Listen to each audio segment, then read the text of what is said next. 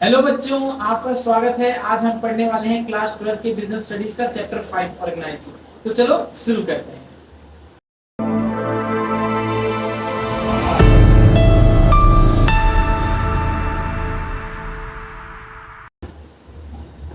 तो बच्चों, जैसा कि आप देख रहे हो, ऑर्गेनाइजिंग होता क्या है। पहली बार हम ऐसे जान लेते हैं कि ऑर्गेनाइजिंग मतलब जैसे तुम्हारी मम्मी कभी डांटती होगी कि बेटा ये अपनी ड्रेस थोड़ा ऑर्गेनाइज कर लो, बच्चों थोड़ा ये ऑर्गेनाइज कर लो। इसका ऑर्गेनाइज का मतलब क्या है कि सही जगह को सही अच्छे से सामान जो तुम्हारा उसको सही जगह बना के उनको रख दो। जो सामान जहाँ रहता है उसको सही जगह पर रख दो। ठीक है, ऑर्गेनाइज हो गया वो। ठीक है, उसी को हम ऑर्गेनाइज, और वही ऑर्गेनाइजिंग हम यहाँ पे पढ़ने वाले हैं। ठीक है, जैसे कि ऑर्गेनाइजिंग क्या है, एक प्रोसेस है। ऑर्गेनाइजिंग एक प्रोसेस है। तो organising a process of identifying and grouping work, defining, delegating responsibility, authority and establishing relationship to achieve organizational goal efficiently। इसका मतलब कि ऑर्गेनाइजिंग एक प्रोसेस है। बच्चों, हम पढ़ चुके हैं मैनेजमेंट के 5 प्रोसेस होते हैं, उसमें से दूसरा प्रोसेस है ऑर्गेनाइजिंग। एक प्रोसेस है जिसमें हम आइडेंटिफाई करते हैं, ग्रुप करते हैं, मतलब पहचानते हैं और उनको इकट्ठा करते हैं, ग्रुप करते हैं। क्या चीज को? कामों को। Defining and delegating responsibility and authority, फिर हम उनमें उनकी जो रिस्पॉन्सिबिलिटीज होती हैं, अथॉरिटी मतलब जो उनको काम करना चाहिए और उनकी क्या पावर होगी, ये सब उनको बताते हैं। एम्प्लॉइज को उनकी पावर देते हैं, इस पोस्ट पे क्या पावर रहेगी, क्या रिस्पॉन्सिबिलिटी होगी, क्या उनको करना है, ये सब हम तय करते हैं। और एक रिलेशनशिप तय करके जिसके बीच में सबऑर्डिनेट और सुपीरियर के बीच में, ताकि ऑर्गेनाइजेशनल जो गोल है वो इफिशिएंटली पूरा हो जाए। तो चलो बच्चों, हम जानते हैं group identifying and grouping work. कोई रियल लाइफ एग्जांपल लूं, जैसे कि तुम्हारे पास बहुत सारी पेंसिल्स थी, बहुत सारी कलर पेंसिल सब मिक्स हो रखी थी। तो तुमने क्या किया कि जो रेड शेड की पेंसिल थी उनको अलग कर दिया, जो ग्रीन शेड की थी उनको अलग कर दिया। पहले तुमने आइडेंटिफाई किया कि हर शेड की कितनी कितनी पेंसिल्स हैं, हर शेड की क्या ग्रुप बन जाएगा। फिर तुमने सबको ग्रुप में डाल दिया, रेड शेड की पेंसिल अलग, ग्रीन शेड की अलग, ब्लू शेड की। तो ऐसे हम ऑर्गेनाइजिंग में आइडेंटिफाई एंड ग्रुपिंग वर्क है। ठीक है, it involves creating framework for coordinating task people and children. मतलब फ्रेमवर्क मतलब एक ढांचा तैयार करते हैं इसमें हम, जिसमें जो एम्प्लॉइज होते हैं आपस में कैसे कम्युनिकेट करेंगे, कोऑर्डिनेट कैसे करेंगे, और रिसोर्सेज और पीपल का आदान प्रदान कैसे होने वाला है। ठीक है, ऑर्गेनाइजिंग में ये हम सुनिश्चित करते हैं। अगला हम पढ़ने वाले हैं इंपॉर्टेंस ऑफ ऑर्गेनाइजिंग। आखिर हमको ऑर्गेनाइजिंग की क्या जरूरत है। तो पहला, इससे हमको क्या होता है, स्पेशलाइजेशन मिलती है। कैसे स्पेशलाइजेशन मिलती है? अभी आपने कलर जो पेंसिल थी उनको आपने रेड शेड अलग कर दिया, ग्रीन शेड अलग कर दिया, ब्लू शेड अलग कर दिया। ठीक है, पहले सभी इकट्ठे मिक्स थी, आपको कुछ अभी ब्लू का एक हल्का वाला शेड चाहिए, आप उसमें खोजते कौन सा है ना। अभी क्या है, आपको आपने ब्लू शेड जो किया था उसमें आप सबसे जो हल्का वाला होगा उस पर चले जाओगे, निकाल लोगे, उससे कलर कर लोगे। आसान हुआ कि नहीं हुआ? स्पेशलाइजेशन आई कि नहीं, तुरंत आपने निकाल लिया। तो वैसे इसमें स्पेशलाइजेशन आती है। Organising divide work into. क्यों आती है स्पेशलाइजेशन? क्योंकि इसमें क्या करते हैं, जो काम होता है, बड़ा काम होता है, उसको छोटे पार्टों में डिवाइड कर देते हैं, उसको हम जॉब कहते हैं। जैसे कि अकाउंटिंग, जैसे कंपनी के अंदर एक अकाउंटिंग जो हो गया वो एक जॉब, मतलब एक काम है अकाउंट करना, अकाउंटिंग कितना प्रॉफिट व कितना लॉस। अब उसमें हम बहुत सारे डिपार्टमेंट बना देते हैं, कॉस्ट मैनेजमेंट अकाउंटिंग, क्या कॉस्ट अकाउंटिंग कर लो, मैनेजमेंट अकाउंटिंग कर लो, सोशल अकाउंटिंग कर लो, कि मतलब अकाउंटिंग भी कई सारे पार्ट करते हैं। फिर उन पे जॉब करें कि कितना हमारा खर्चा आ रहा है इसकी अकाउंटिंग, कितना प्रॉफिट हो रहा है इसकी अकाउंटिंग, पॉल्यूशन कितना हो रहा है, कि हम सोशल बेनिफिट कर रहे हैं कि नहीं कर रहे, ये अकाउंटिंग। ठीक है, समझ में आया? तो स्पेशलाइजेशन आ जाती है, क्योंकि अभी मान लो यही सारा काम एक बंदा करता, सारी अकाउंटिंग को, तो चांसेस थे कि बहुत सारी चीजें गलत हो जाती है ना। लेकिन अब कॉस्ट अकाउंटिंग कोई और संभाल रहा है, मैनेजमेंट अकाउंटिंग कोई और संभाल रहा है, तो क्या होता है, स्पेशलाइजेशन गलत होने के चांसेस होते हैं वो कम हो जाता है। ठीक है, गलती के चांसेस कम हो जाते हैं। दूसरा, क्लैरिटी इन वर्किंग रिलेशनशिप। हाँ भाई, कि काम करने में एक क्लैरिटी हो जाएगी, मुझे क्या करना है। अभी तुमको देखो, तुमको बनाना है आज आपके लिए खाना, ठीक है, तो मम्मी ने कहा कि रोटियां ये सेक लेगा तेरा छोटा भाई, सब्जी बड़ा वाला भाई, और फिर ऐसे करके पूरा ऑर्गेनाइज कर दिया कि ये वाला काम ये करेंगे, ये करेंगे।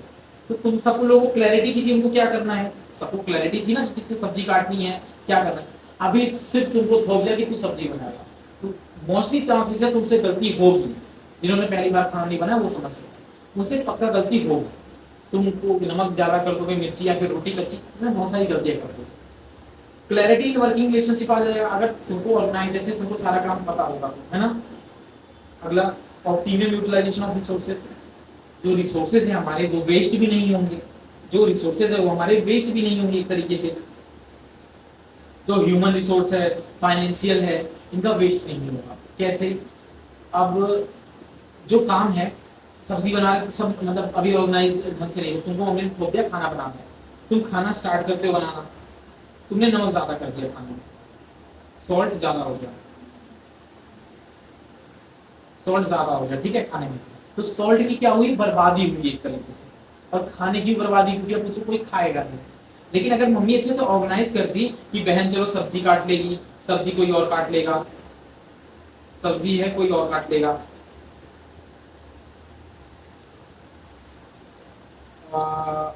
आटा जो है वो कोई और बना लेगा, गूंद लेगा, राइस कोई और डाल देगा, पल्सेस कोई और बना लेगा, है ना, सबको डिफाइन कर दिया, तो गलती होने के चांसेस कम रहेंगे, और गलती नहीं होगी तो रिसोर्सेज भी बचेंगे। अडेप्टेशन टू चेंज, चेंजेस को अडेप्ट करने में आसानी होती है, प्रॉपर फ्लेक्सिबल होता है। जैसे कि अभी तुम लोग अकेले तुम खाना बना रहे थे, एक मेहमान और एक्स्ट्रा आ गया, मम्मी ने कहा बेटा थोड़ा सा एक्स्ट्रा और बना दे, कोई मेहमान एक्स्ट्रा आ रहा है, तो गुस्सा आएगी, अकेले कर रहा हूँ मैं, और मम्मी और ऊपर से देख काम चली गई, इतना तो कर ही रहा था, गुस्सा आएगी कि नहीं आएगी। और तुम हो सकता है तो उसमें गलती कर दो, चावल बढ़ाते समय क्या पता तुमने चावल बना लिया हो, है ना, या फिर चावल तुम बनाते समय बढ़ा दो, बहुत ज्यादा बढ़ जाए बहुत ज्यादा घट जाए, तो चेंजेस चेंज करने में, अडेप्ट करने में तुमको मुश्किल आएगी। लेकिन वही अच्छे से ऑर्गेनाइज होते तो चावल बढ़ाना है भाई, चावल वाला डिपार्टमेंट जिसका है, बहन का था, बहन चावल बढ़ा दे, ठीक है, अब उसको भी कोई काम ज्यादा सर पे नहीं, उसको सिर्फ चावल डालना था, तो थोड़ा सा और चावल डाल देगी। अभी वही सारा कुकिंग एक बंदे को, उसको सब्जी भी काटनी है, चावल, तो भैया वो नहीं कर पाता, ठीक है, ऐसे समझो। इफेक्टिव एडमिनिस्ट्रेशन,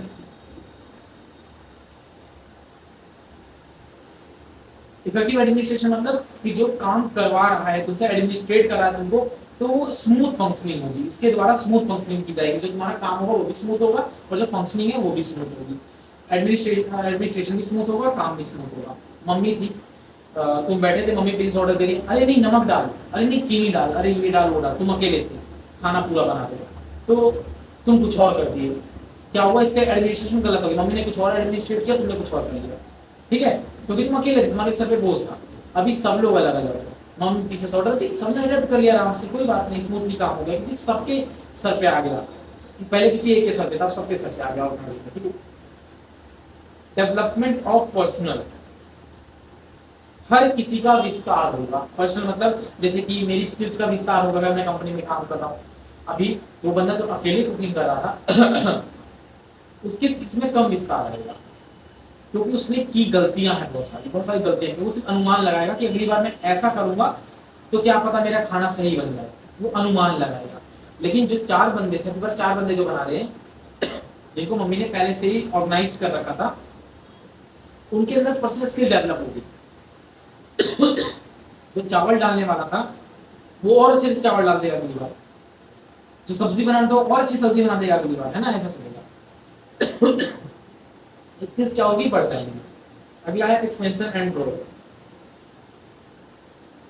कि इन सब ऑर्गेनाइजिंग से मेन चीज क्या होगा कि हमारा ग्रोथ होगा, फ्रेमवर्क जो होगा, हम जो बढ़िया स्ट्रक्चर तो फ्रेमवर्क देंगे, ढांचा देंगे काम करने का, उससे क्या होगा, ग्रोथ होगी।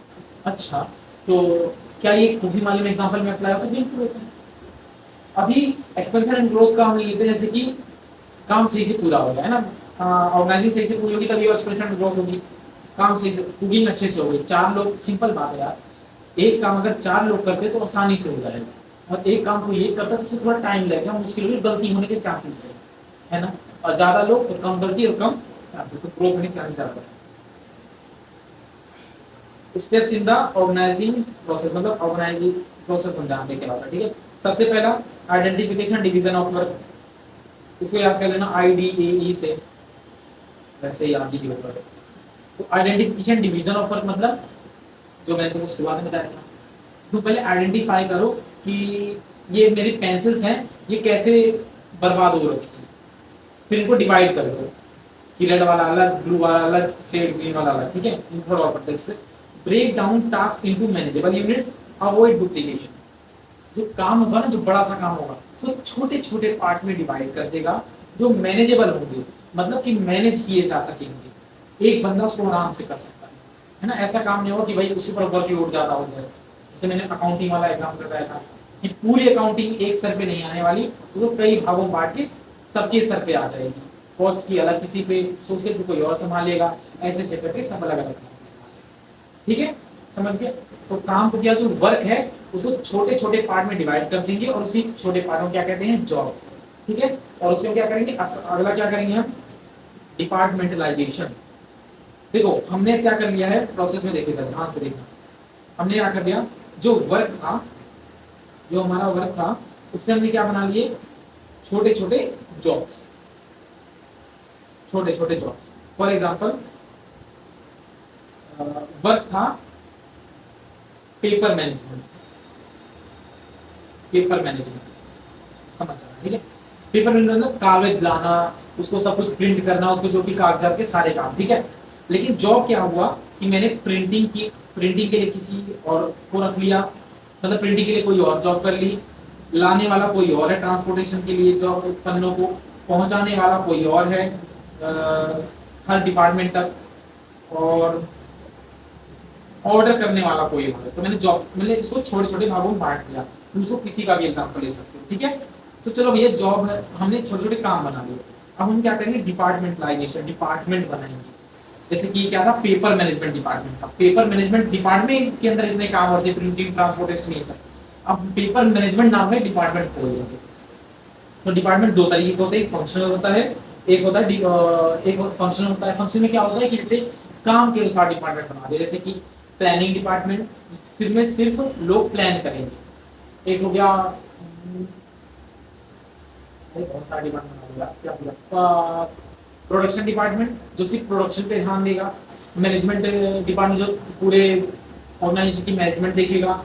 और तो एक निकाल लो अपनी एचआर डिपार्टमेंट, जो सिर्फ एचआर को, मतलब एचआर जो होंगे ह्यूमन रिसोर्स को मैनेज करेंगे, है ना। ये सब बहुत सारे डिपार्टमेंट, फंक्शनल डिपार्टमेंट, मतलब काम के ऊपर जिनको बनाया जाए उसे हम कहते हैं फंक्शनल डिपार्टमेंट, ठीक है।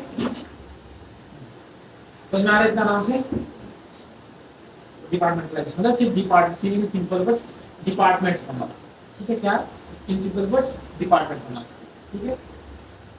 अगला है assignment of duties.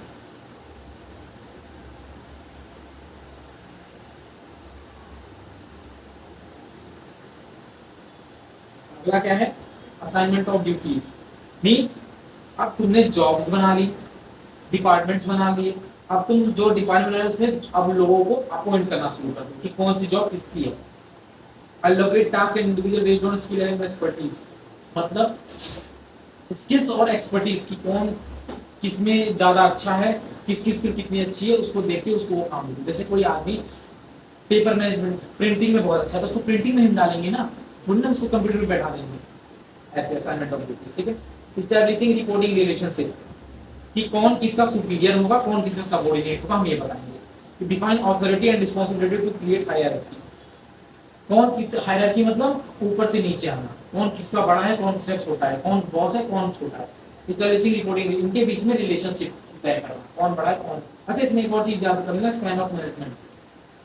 Span of management, वैसे मैं कीवर्ड कराने वाला था, मैंने कीवर्ड्स हटा दिए लास्ट में, मैंने सोचा कि मैं कराऊंगा, मैं इसी में बता दूंगा। एक है स्पैन ऑफ मैनेजमेंट, मतलब कि कितने सबऑर्डिनेट कंट्रोल किए जाते हैं सुपीरियर के द्वारा।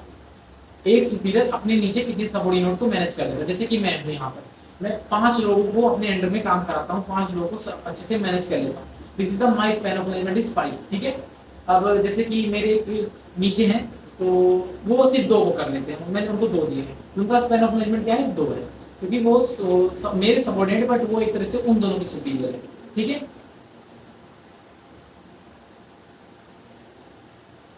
Next is organizational structure.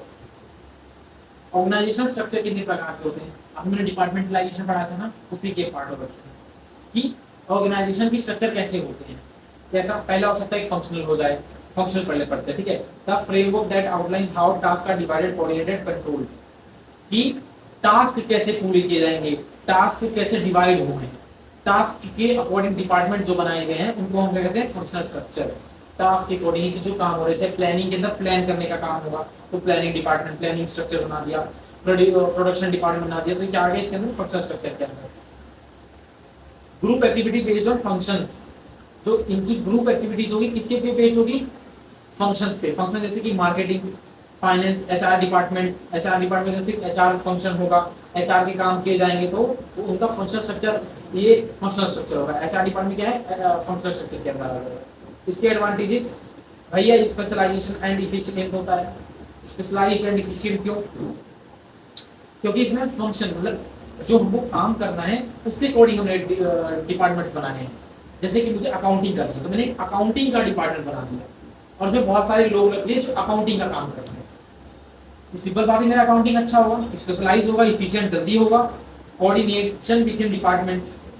अच्छा, फंक्शन डिपार्टमेंट का एक फायदा है, जैसे कि मैं हूँ अकाउंटिंग डिपार्टमेंट में, मुझे पूछना है इस बार कितना सामान बना है, तो मैं प्रोडक्शन डिपार्टमेंट में फोन करूंगा और पूछूंगा भैया कितना सामान बना है, तो बता देंगे। मेरे को कोऑर्डिनेट करना आसान होगा डिपार्टमेंट के बीच में, क्योंकि हमने फंक्शन, क्योंकि हम सामान तो एक ही बना रहे हैं ना, अकाउंटिंग तो एक ही सामान की कर रहा हूँ मैं, और वो प्रोडक्शन तो उसी सामान में कर रहे हैं जिसकी मैं अकाउंटिंग कर रहा हूँ ना, इसीलिए कोऑर्डिनेशन आसान होगा। Career growth in specific function, जैसे कि मैं अकाउंटेंट हूँ, मेरे यहाँ का मेरे अंदर कोई काम कर रहा हो अकाउंटिंग का, तो इसी डिपार्टमेंट के अंदर उसकी, जब मैं यहाँ से निकलूंगा मैं और अच्छी पोस्ट में जाऊंगा तो इसमें उसकी पोजीशन अच्छी हो जाएगी, तो ग्रोथ उसका अच्छा हो सकता है, और यहाँ नहीं हुआ तो कहीं हुआ तो उसकी ग्रोथ बढ़िया हो जाएगी। Next is disadvantages, what is this, अब इसके डिसएडवांटेज जानेंगे। पहला, narrow focus on department goals, जो डिपार्टमेंट गोल्स होते हैं उसमें फोकस नहीं होता है इनका। जैसे कि अकाउंटिंग डिपार्टमेंट में उनका क्या फोकस होगा कि प्रॉफिट इंक्रीज करना, पर मेरे अकाउंटिंग डिपार्टमेंट के अंदर क्या होगा, मैं सिर्फ रिकॉर्ड करूंगा, मैं ध्यान ही नहीं दे रहा कि इफिशिएंट कैसे। मैं कहूँगा भैया तो किसी और का काम है, ये प्रोडक्शन से जाके बात करो, अगर वो थोड़ा कम कर देंगे तो सही हो जाएगा। तो ऐसे करके कोऑर्डिनेशन खराब होगा, डिपार्टमेंट गोल पूरे नहीं होंगे। कोऑर्डिनेशन इश्यूज बिटवीन डिपार्टमेंट में बता दिया मैंने कि भैया मैं उस पर नाम डाल दूंगा, है ना, ये गलती होगी, मैं उस पर नाम डाल, इसकी गलती है। Slow decision making in complex scenarios, जैसे कोई झटके से कोई आ गया, भैया मार्केट में प्रोडक्शन खत्म हो रही है, तो भाई हम सब लोग मीटिंग करेंगे, किसकी वजह से हो रही है कम, मार्केटिंग की गलती है, प्रोडक्शन की गलती है, अकाउंटिंग की गलती है, तो इस सब में हम नाम दूसरे पे डालते रहेंगे, इस वजह से क्या होगा, देर होती रहेगी। डिसएडवांटेज सबसे बड़ा इसका क्या है, इसमें दूसरे पे दोष डालेंगे। कहाँ सुटेबल है, कहाँ पर इसका सबसे बढ़िया यूज है, for organization with limited products और सर्विसेज, ऐसी ऑर्गेनाइजेशन में जो सिर्फ कुछ प्रोडक्ट बनाते हैं। जैसे कि हम एग्जांपल लेते हैं आईफोन, वो सिर्फ आईफोन बनाते हैं, और हाँ iPhone is best suitable for it. Next कौन सा आता है, डिविजनल स्ट्रक्चर। अच्छा, डिविजनल स्ट्रक्चर कहाँ सुटेबल है बढ़िया से, एक रॉ कंपनी है, उसका जूस आता है बहुत बढ़िया होता है, तो उसमें बहुत अच्छा सुटेबल है। क्यों, क्योंकि बहुत सारे फल के जूसेस बना लिए, सब फल एक ही नहीं है, प्रोडक्शन चलो एक है लेकिन प्रोडक्ट भी उनका अलग है, जूस बना रहा है कोई और कुछ, सर हनी भी उनका आता है रॉ का, है ना, तो सबका अलग अलग डिपार्टमेंट, इसमें डिपार्टमेंट डिविजनल स्ट्रक्चर होगा। अच्छा, डिविजनल स्ट्रक्चर क्या है कि इसमें हम पहले काम के बेसिस पे डिपार्टमेंट बना रहे थे, जैसे कि हमको अकाउंटिंग करनी तो हमने अकाउंटिंग का डिपार्टमेंट बना दिया, अकाउंटिंग का स्ट्रक्चर बना दिया। अब हमको क्या है, हम प्रोडक्ट बहुत सारे बना रहे हैं तो हम प्रोडक्ट के अकॉर्डिंग डिपार्टमेंट्स बनाते हैं। जैसे कि मेरी कंपनी 2 प्रोडक्ट बनाती है, चिप्स खाने वाला, और एक बनाती है डिटर्जेंट, ठीक है, दोनों अलग अलग चीजें ना, तो मैं क्या करूंगा, इसका डिपार्टमेंट जो है इसका अलग बना दूंगा, इसका डिपार्टमेंट मैं अलग बना दूंगा,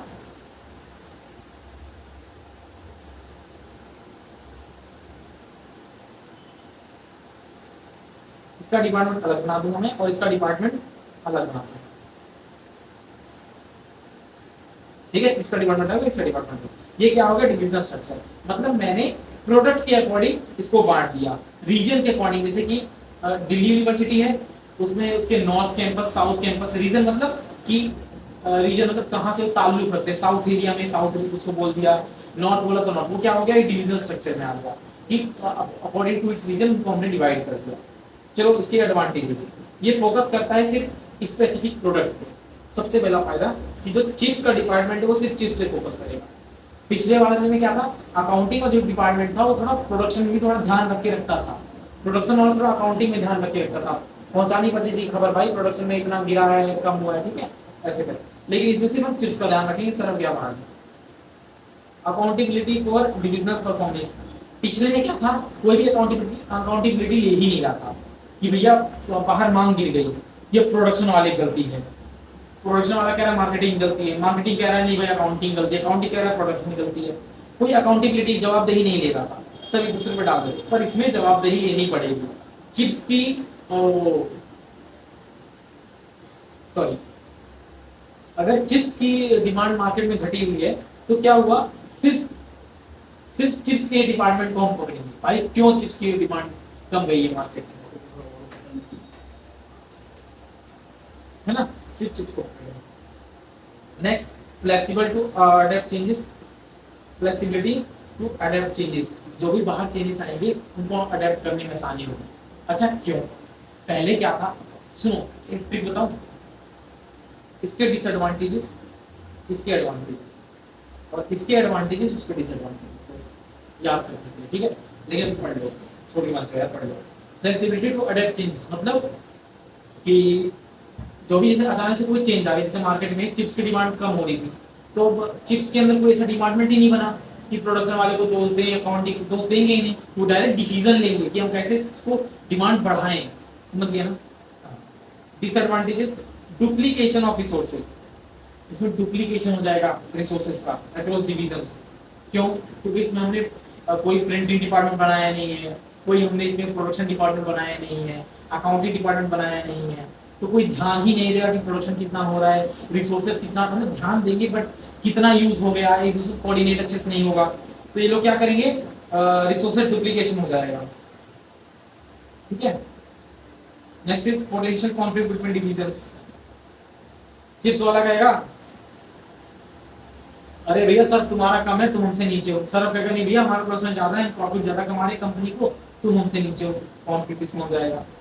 हायर ऑपरेशनल कॉस्ट, ऑपरेशन करने में ज्यादा पैसा लगेगा, क्यों, क्योंकि जब हम डिपार्टमेंट अलग कर रहे हैं तो डिपार्टमेंट के सर्फ के लिए अलग मशीनरी चाहिए, अलग एचआर चाहिए, अलग डिपार्टमेंट उसमें बनाएंगे, तो कॉस्ट ज्यादा लगेगी। सुटेबल कहाँ है, लार्ज ऑर्गेनाइजेशन जैसे रिलायंस। नेक्स्ट ऑर्गेनाइजेशनल स्ट्रक्चर, फिर से आ गया ये। अच्छा ये ऑर्गेनाइजेशनल स्ट्रक्चर में अब दो पार्ट हैं, एक फॉर्मल और इनफॉर्मल। ये किसके बेसिस पे है, कम्युनिकेशन बेसिस पे, उसके बेसिस पे कम्युनिकेशन के बेसिस पे,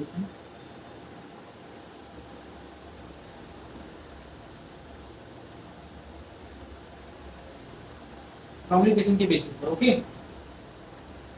कम्युनिकेशन कितने प्रकार के होते हैं, फॉर्मल और इनफॉर्मल। फॉर्मल मतलब सुपीरियर अगर ऑर्डर दे रहा सबऑर्डिनेट को तो कैसे देगा, मान लो ए सबसे ऊंचा है वो बी को देगा और बी पहुंचाएगा सबसे नीचे सी को, ऐसे। ये हो गया, क्या हो गया, फॉर्मल। ये क्या हो गया, फॉर्मल।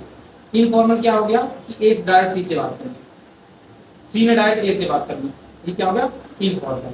समझा दिया अभी, अब चलो पढ़ लेते हैं। डेलिबरेटिव प्लान स्ट्रक्चर मतलब कि जो जिसका रोल बना, जैसे मैनेजर है, मैनेजर अपने सबऑर्डिनेट को कोऑर्डिनेट करेगा, अच्छे से बातचीत करेगा। ऑर्डर कौन किसको देगा, मैनेजर देगा एम्प्लॉइज को, एम्प्लॉइज नहीं देंगे मैनेजर को, ये फॉर्मल, ठीक है।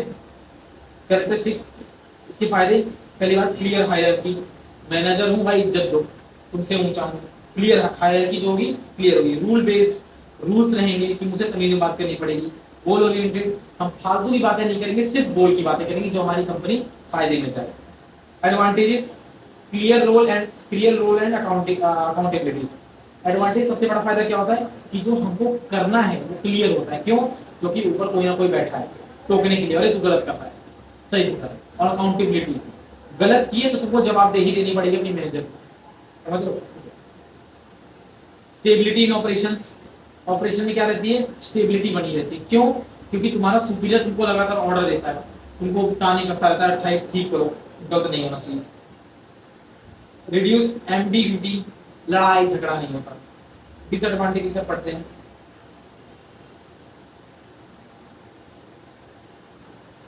रिगिड एंड लेस फ्लेक्सिबल, पहला कि कठोर होता है और फ्लेक्सिबल नहीं होता मैनेजर। अच्छा कोई एम्प्लॉय आया भाई नया वो लेके प्रोजेक्ट बना के, मैंने कहा भाई हम लोग इसको ऐसे करते, उसने कहा सर लेकिन ऐसे करेंगे जल्दी हो जाएगा।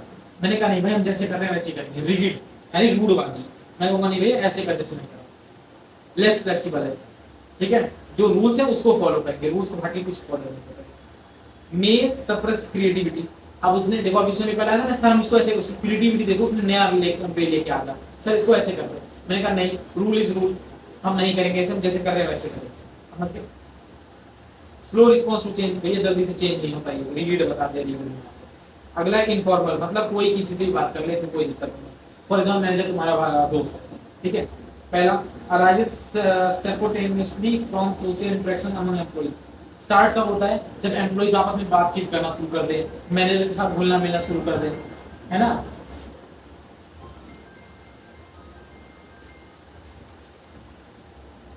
मैनेजर के साथ घुलना मिलना शुरू कर दे, तो ये क्या होता है, ये दिक्कत आ जाती है फिर।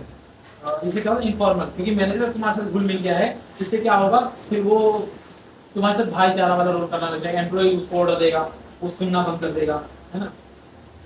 Characteristics based on personal relationship. हाँ अभी बात है ना समझ, मैंने क्या कहा मैनेजर तुम्हारा दोस्त है, तुम जिस कंपनी में गए मैनेजर तुम्हारा दोस्त था, पर्सनल रिलेशनशिप तुम्हारी पहले से थी, अब तुम उसकी बात उतनी वो नहीं लोगे। उसने कहा आज मुझे 5 पेज चाहिए, उसने कहा भाई अपना तो यार माफ करा दे, 2 ही का पेज करा दे, समझे। नो फॉर्मल रूल्स, इसमें रूल्स नहीं फॉलो होते। बताया ना मैनेजर का रूल था भाई 5 पेज चाहिए, उसने कहा नहीं भैया मैं 2 ही करके दूंगा। फ्लेक्सिबल, फ्लेक्सिबल यहाँ पर क्यों कहा गया, क्योंकि उसने लाया, उसने कहा भाई अगर हम इस वे से करें तो जल्दी हो सकता है काम। उसने कहा चल हाँ भाई तू दे, तू कुछ तो दे रहा है, तू दे, मना कर दो तो वो भी नहीं देगा, तो क्या होगा फ्लेक्सिबल, उसने अपॉइंट कर दिया, उसने रूल को एक बार के लिए साइड कर दिया, उसने हमारा एक्सेप्ट कर दिया। एडवांटेजेस फास्टर कम्युनिकेशन, पिछले वाले में क्या था एम्प्लॉय डरता था मैनेजर से, इसमें तो एम्प्लॉय उसका भाई है, घंटा नहीं डरेगा, जाके डायरेक्ट कम्युनिकेट कर लेगा।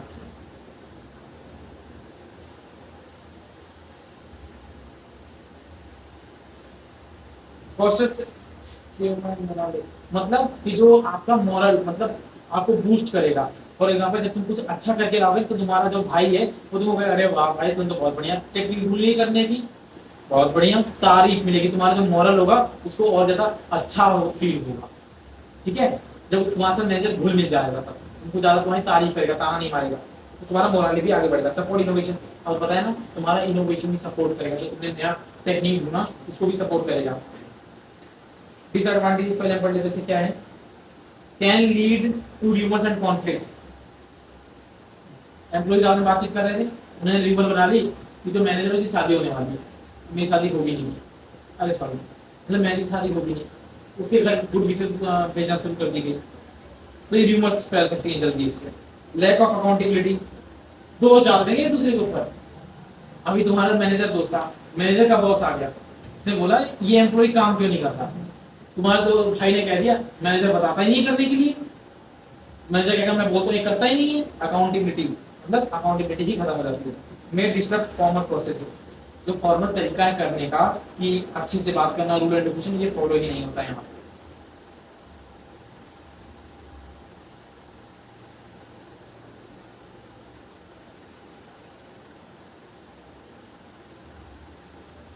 Next is delegation.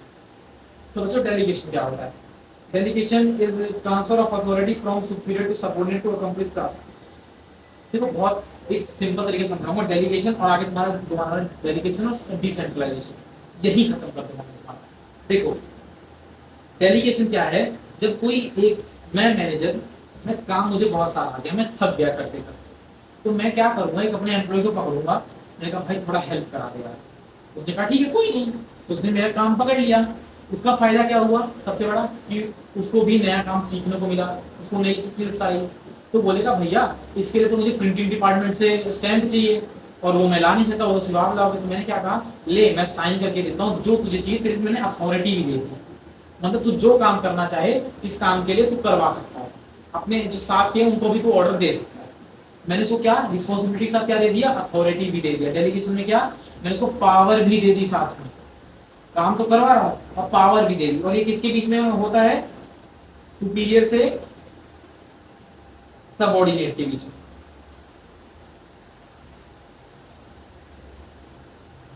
सबऑर्डिनेट के बीच और सिर्फ एक काम एक बार के लिए एक काम के लिए और इसमें हम पावर भी इसको देते हैं। और डिसेंट्रलाइजेशन क्या है, जब सुपीरियर टॉप लेवल ऑफ जो मैनेजमेंट है सुपीरियर है अपना, वो क्या करे सारी पावर्स सारे मेंबर्स के अंदर इक्वल बांट दे इक्वली। इसमें क्या था हम सारी पावर एक बंदे मतलब इसकी जो थोड़ी सी पावर थी इस पे दे देते एक पे और ये अपने बराबर वाले को भी ऑर्डर दे सकता था। हाँ लेकिन इसमें सारी हमने पावर क्या कर दी इक्वल बांट दी, एक दूसरे को ऑर्डर नहीं दे सकते। ये है डिसेंट्रलाइजेशन और ये डेलीगेशन। समझ गए? डेलीगेशन जब मैनेजर थक जाता है कोई काम करते हुए तो एक अपने सबऑर्डिनेट को रिस्पॉन्सिबिलिटी और अथॉरिटी दे देता है कि ये काम करने के लिए तू ऑर्डर भी दे सकता है। और डिसेंट्रलाइजेशन में हम क्या करते हैं सारा जो काम है डिसीजन मेकिंग सब में इक्वली बांट देते हैं, सब वोटिंग करते हैं फिर कि क्या काम होना चाहिए क्या नहीं होना चाहिए। ठीक है, किसी के पास ज्यादा पावर नहीं रहती है डिसेंट्रलाइजेशन और इसमें पावर एक के पास ज्यादा आ जाती है। ट्रांसफर ऑफ अथॉरिटी में बता दिया, अथॉरिटी का ट्रांसफर होता है कि किसको क्या करना है, पावर का ट्रांसफर होता है सुपीरियर से सबऑर्डिनेट के पास ताकि कोई काम पूरा हो सके। पावर जाएगी सुपीरियर से सबऑर्डिनेट के पास। तो बच्चों डेलीगेशन के अब एलिमेंट समझते हैं। तो एलिमेंट तीन होते हैं इसमें, क्या, अथॉरिटी, रिस्पांसिबिलिटी और अकाउंटेबिलिटी। तो बच्चों अथॉरिटी क्या होती है? अथॉरिटी मतलब मैंने बताया पावर, पावर किसी चीज को कराने की पावर। हम उस पावर को क्या करेंगे देंगे, right to make decision, allocate resources and direct actions. मतलब कि कोई काम डिसीजन लेने की क्षमता, डिसीजन लेने का हक, रिसोर्सेज को इधर उधर करने का हक और एक्शन किसी से काम करवाने का हक। पावर, अथॉरिटी को हम पावर कहते हैं। ठीक है, रिस्पांसिबिलिटी यानी obligation to done the task, मतलब कि तुम्हारी रिस्पांसिबिलिटी, तुमको ये काम करना पड़ेगा। अथॉरिटी मतलब पावर थी कि तुम करवा सकते थे, रिस्पांसिबिलिटी मतलब तुमको करना पड़ेगा, मजबूरी है तुमको करना पड़ेगा। Accountability, answerability for the outcome of task, मतलब अकाउंटेबिलिटी मतलब कि तुमको जवाबदेही देनी पड़ेगी कि काम हुआ क्यों नहीं हुआ काम, तो तुमको जवाबदेही देनी पड़ेगी, है ना। रिस्पांसिबिलिटी वाले को भी जवाब देनी पड़ती है और अकाउंटेबिलिटी वाले को भी जवाबदेही देनी पड़ती है, क्योंकि उसके ऊपर भी कोई ना कोई बैठा होता है। ठीक है, तो बच्चों देखो इंपॉर्टेंस देखते हैं इससे क्या होते हैं। पहला, रिड्यूस वर्कलोड ऑफ मैनेजर, जो मैनेजर है उसके ऊपर जो लोड पड़ रहा है काम का उसको कम कर देता है। क्यों? क्योंकि मैनेजर ने क्या किया, अपना काम थोड़ा सबऑर्डिनेट को दे दिया। ठीक है, दूसरा, develop employ skills and confidence, अब उसको काम मिल गया है तो क्या होगा, उसको एक कॉन्फिडेंस आ गया कि भाई मैं भी ये काम कर सकता हूँ, और उसको नई स्किल आएगी मैनेजर की तरह, भाई मैं भी मैनेजमेंट कर सकता हूँ, है ना। अगला, speeds up decision making, decision making में तेजी आती है। क्यों? क्योंकि अब दो लोग, पहले कहा एक को लेके डिसीजन लेना था, अब दो लोग डिसीजन ले रहे हैं। ठीक है, तो जल्दी होगा। इंप्रूव ऑर्गेनाइजेशनल इफिशियंसी, इफिशियंसी क्यों इंक्रीज होगी, पहले एक बंदा कर रहा था अब दो कर रहे हैं, एक से पहले दो, तो इफिशियंसी भी इंक्रीज होगी। ठीक है, अब हम पढ़ने वाले सेंट्रलाइजेशन एंड डिसेंट्रलाइजेशन। सेंट्रलाइजेशन मतलब सारी पावर सिर्फ एक के हाथ में। ठीक है, सारी पावर एक के हाथ में, मतलब टॉप के पास, टॉप मैनेजमेंट के पास सारी पावर एक के हाथ में।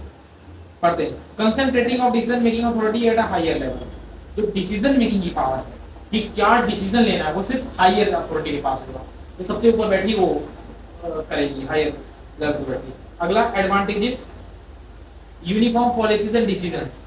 पहला क्या फायदा होगा, सबसे पहला कि जो डिसीजंस और पॉलिसीज होंगी वो सबके लिए यूनिफॉर्म होंगी, सबके लिए इक्वल। क्यों? क्योंकि भाई एक ही बंदे ने डिजाइन की है, सबके लिए अलग अलग नहीं होंगी। ठीक है, इसके नीचे सब है, सबको फॉलो करना पड़ेगा।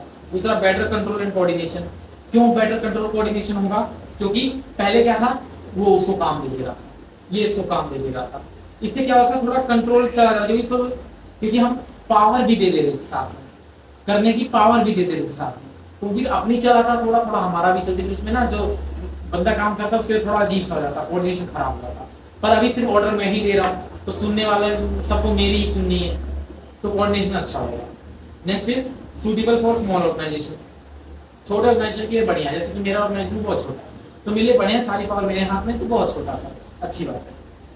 ठीक है, क्यों अच्छा रहता है? क्योंकि अगर मैं देखो मैं 6-7 टीम लोगों के साथ काम करता हूँ, अगर मैं सबको साथ में पावर बांट दूंगा तो नुकसान क्या होगा कि सब अपना कुछ ना कुछ काम करना शुरू कर देंगे, सब कोई ना कोई चीज लागे, फिर से लड़ाई कॉन्फ्लिक्ट स्टार्ट हो जाता है। और सेंट्रलाइज अगर मैं अपने हाथ में रखता हूँ, या फिर मैं या एक कोई बढ़िया सा दोस्त हो, मैं उसको बना लूँ, हम दो पार्टनर हो जाए, आपस में शेयर करें, ये एक बेस्ट है। लेकिन अगर मैं सभी को बना लूँ, डिसेंट्रलाइज का सभी को बना लेना, सभी को बनाना नुकसान है, क्योंकि फिर वोटिंग करनी पड़ती है, और पार्टनर्स मतलब 2 या 3 बना तो उसमें वोटिंग नहीं करनी पड़ती, disadvantages.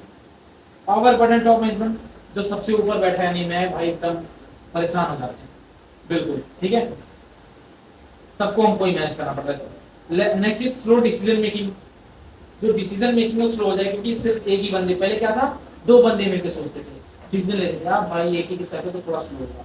Less employ motivation, employees को मोटिवेशन नहीं मिलेगा, क्यों, क्योंकि वो जो सुन रहे हैं वो कर रहे हैं, उनको जो ऑर्डर मिलेगा। पहले क्या था भाई, उनको थोड़ा काम भी देते थे टॉप मैनेजमेंट वाला, खुश रहते थे। नेक्स्ट इज डिसेंट्रलाइजेशन, डिसेंट्रलाइजेशन मतलब सारी पावर, जो डिसीजन मेकिंग पावर अथॉरिटी की, वो लोअर लेवल पे सब में इक्वली बांट दिया, ठीक है, मैं बता दिया डिसेंट्रलाइज क्या होता है।